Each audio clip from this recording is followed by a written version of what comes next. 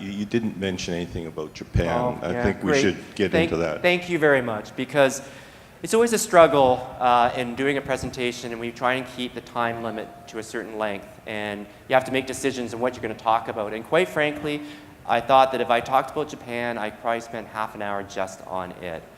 And I really debated it, because I agree. I think, I say Europe's a big risk.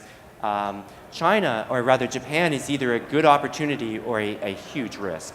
And what Japan is trying to do right now is they're trying to reflate their economy. And they're going to do that by doing a massive quantitative easing program. And as you know, the new, I think it's governor of the Bank of Japan, or the new prime minister, has come out and borrowed the term that they used in Europe, which is they're going to do whatever it takes to get a 2% inflation rate.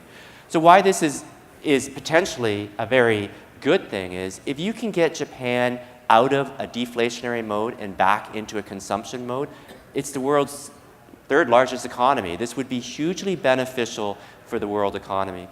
The negative is that Japan, their debt to GDP is probably the highest in the developed world. And the risk would be if interest rates start moving higher and you lose control of that, there's absolutely no way Japan is going to be able to keep up with the debt payments they're going to make. And it's a risk. And I think the other thing is,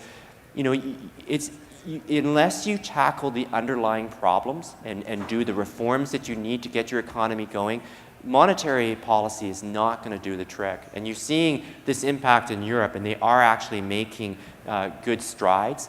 It's been very hard to get any kind of meaningful reforms in Japan. And the concern would be that it's just window dressing if all you're trying to do is inflate the economy. So absolutely, thank you for the question, because I absolutely agree. That's one to definitely keep your eye on. I mean, just today or yesterday, the Prime Minister of Japan, I can't remember if it's Prime Minister or President, came out and they're starting to back away from that 2% inflation number now, because they know the risks and they know that that actually is going to be very hard to achieve. A number of you here who have been clients for a while know that we follow John Malden quite closely, and we're actually partners with him. We're his Canadian partner. The expression he continues to use is, Japan is a bug in search of a windshield. And in fact, Harold, back to your point, how to protect currencies that are being devalued. Well, one of the best ways to do that is to own hard assets.